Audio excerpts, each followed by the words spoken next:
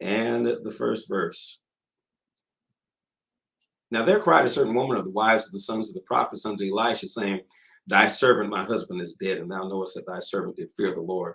And the creditors come to take unto him my two sons to be a bondman. And Elisha said unto her, What shall I do for thee? Tell me, what hast thou in thy house? And she said, Thine handmaid hath not anything in the house save a pot of oil. And she said, Then he said, Go borrow thee vessels brought of all thy neighbors, even empty vessels, borrow not a few. And when thou art come in, thou shalt shut the door upon thee and upon thy sons, and shalt pour out into all those vessels, and thou shalt set aside that which is full.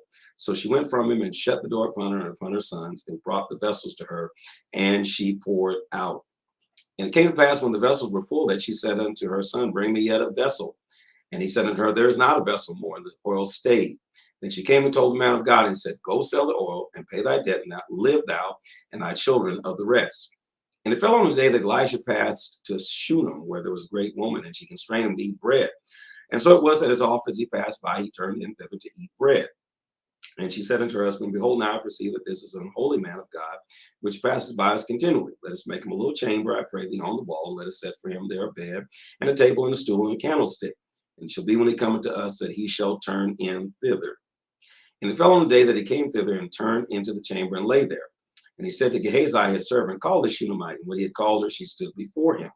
And he said unto him, Say now unto her, Behold, thou hast been careful for us with all this care. What is to be done for thee? Wouldst thou be spoken for to the king or to the captain of the host? And she answered, I dwell among my own people. And he said, What then is to be done for thee? And Gehazi answered, Verily she hath no child, and her husband is old. And he said, Call her. And when he called her, she stood in the door. And he said, About this season, according to the time of life, thou shalt embrace a son. And she said, Nay, my Lord, thou man of God, do not lie unto thine handmaid. Who she called the man a liar. And the woman conceived and bare a son at that season that Elisha had said unto her, according to the time of life. And when the child was grown, it fell on the day that he went out to his father to the reapers. And he said unto his father, My head, my head. And he said to the lad, Carry him. And he said to a lad, Carry him to his mother. And when he had taken him, he brought him to his mother, and he sat on her knees until noon, and then died. And she went up and laid him on the bed of the man of God, and shut the door upon him, and went out. And she called him to her husband and said, Send me, I pray thee, one of the young men and one of the asses, that I may run to the man of God and come again. And he said, Wherefore wilt thou go to him today? It is neither new moon nor Sabbath. And she said, It shall be well. Then she sat on the ass and said to her servant, Drive and go forward. Slack not thy riding from me, except I bid thee. And she went and came into the man of God to Mount Carmel. And it came to pass when the man of God saw her far off, that he said to Gehazi his servant, Behold, yonder is that Shunammite. Run now, I pray thee, to meet her, and saying to her, Is it well with thee? Is it well with thy husband? Is it well with the child? And she answered, It is well. And when she came to the man of God to the hill, she caught him by the feet. But Gehazi came near to thrust her away. Well, that's terrible. And the man of God said, Let her alone, for her soul is vexed with her, in her. And the Lord hath hid it from me, and hath not told me. Then she said, Did I desire a son of my Lord? Did I not say, Do not deceive me? Then he said to Gehazi, Gird up thy loins, and take my staff in thine hand, and go thy way.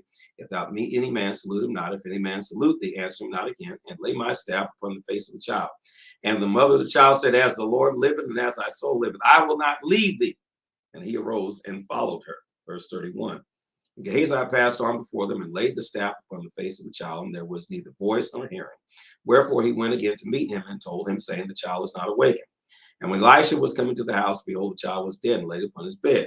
He went in therefore, and shut the door upon them twain, and prayed unto the Lord.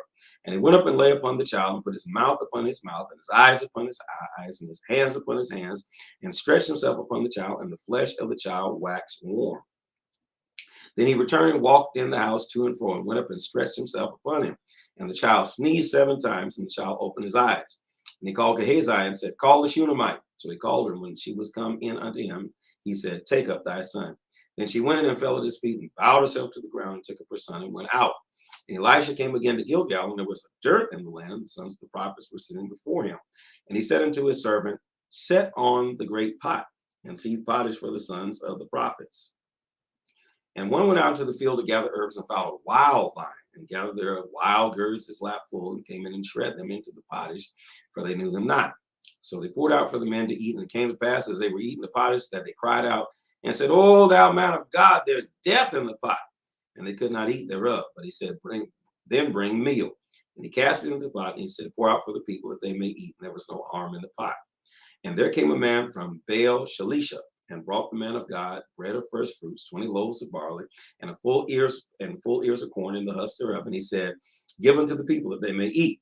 And his servitors said, what should I set before 100 men? He said again, give the people that they may eat, for thus saith the Lord, shall they eat and shall leave thereof. Verse 44. So they set it before him, and they did eat and left thereof according to the word of the Lord. 2 Kings chapter 5, verse 1. Now Naaman, the captain of the host of Syria, was a great man with his master, and honorable, because by him the Lord had given deliverance unto Syria. And he's also a mighty man in valor, but he was a leper. And the Syrians had gone out by companies and had brought away captive out of the land of Israel a little maid. And she waited on Naaman's wife. And she said unto her mistress, would God, my Lord, were with the prophet that is in Samaria, for he would recover him from his leprosy. And one went and told his Lord, saying, thus and thus said the maid that is of the land of Israel. And the king of Israel, Syria, said, go. I will send a letter unto the king of Israel. And he departed and took with him 10 talents of silver and 6,000 pieces of gold and 10 changes of raiment. And he brought the letter to the king of Israel, saying, now when this letter is come unto thee, behold, I have therewith sent Naaman my servant to thee, that thou mayest recover him of his leprosy. And it came to pass, when the king of Israel had read the letter, that he rent his clothes and said, am I God to kill and make alive, that this man does send unto me to recover a man of his leprosy? Wherefore consider, I pray you, and see how he seeketh a quarrel against me. And it was so, when Elijah, the man of God, had heard that the king of Israel had rent his clothes, that he sent to the king, saying, wherefore hast thou rent thy clothes? Let him come now to me, and he shall know that there is a prophet in Israel. So Naaman came with his horses and with his chariots, and stood at the door of the house of Elisha. And Elisha sent a messenger unto him, saying, go wash in Jordan 7 times, and thy flesh shall come again to thee, and thou shalt be clean. But Naaman was wroth, and went away and said, behold, I thought he will surely come out to me, and stand and call on the name of the Lord his God, and strike his hand over the place, and recover the leper. Are not Abana and Parper, rivers of Damascus, better than all the waters of Israel? May I not wash in them and be clean? So he turned and went away in a rage. And his servants came there and spake unto him, and said, my father, if the prophet had bid thee to do some great thing, wouldst thou not have done it? How much rather then when he said unto thee, wash and be clean? Verse 14, then went he down and dipped himself 7 times in Jordan, according to the saying of the man of God. And his flesh came again like unto the flesh of a little child, and he was clean.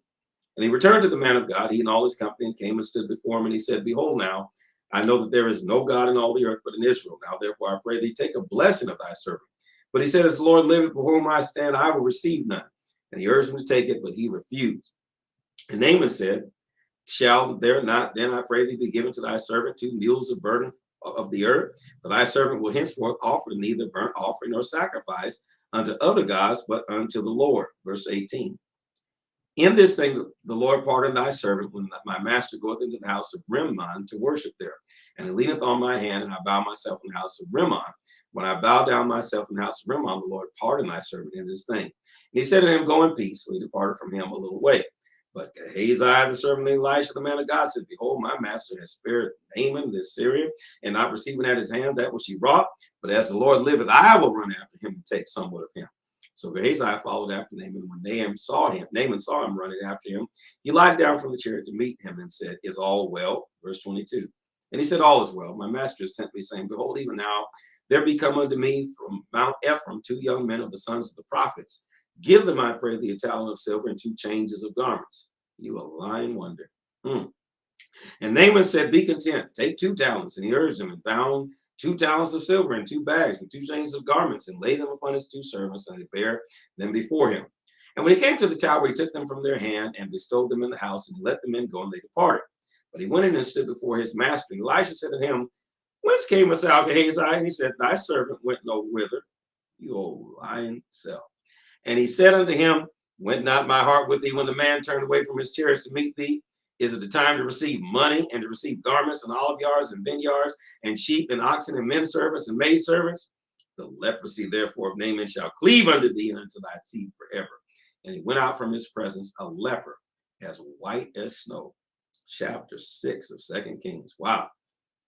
And the sons of the prophet said unto Elisha, behold, now the place where we dwell with thee is too strait for us. Let us go, we pray, unto Jordan, and thence every man a beam, and let us make a place where we may dwell. And he answered, go ye.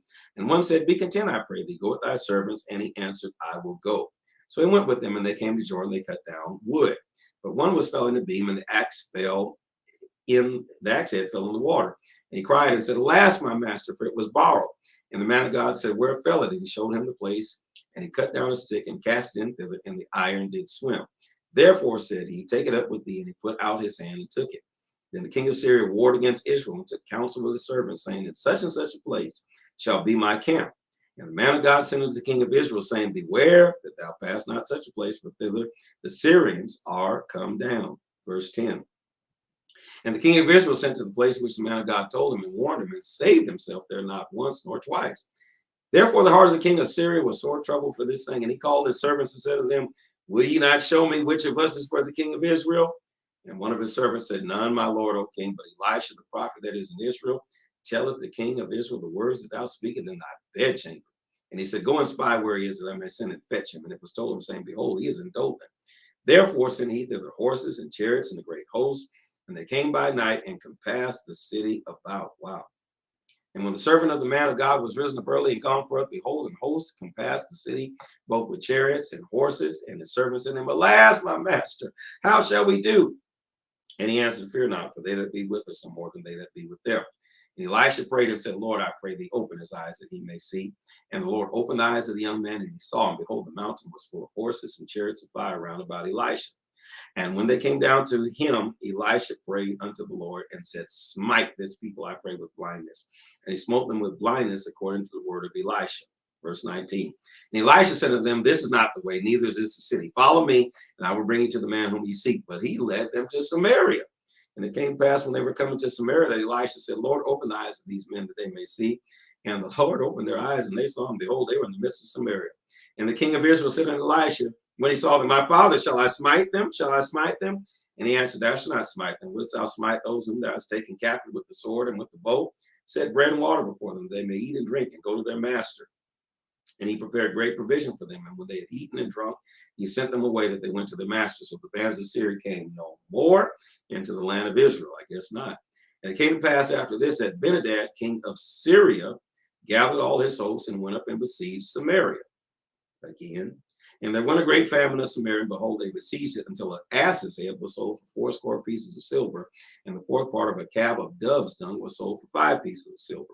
And as the king of Israel was passing by upon the wall, there cried a woman, saying to him, help, my lord, O king. And he said, if the Lord do not help thee, when shall I help thee? Out of the barn floor or out of the wine press?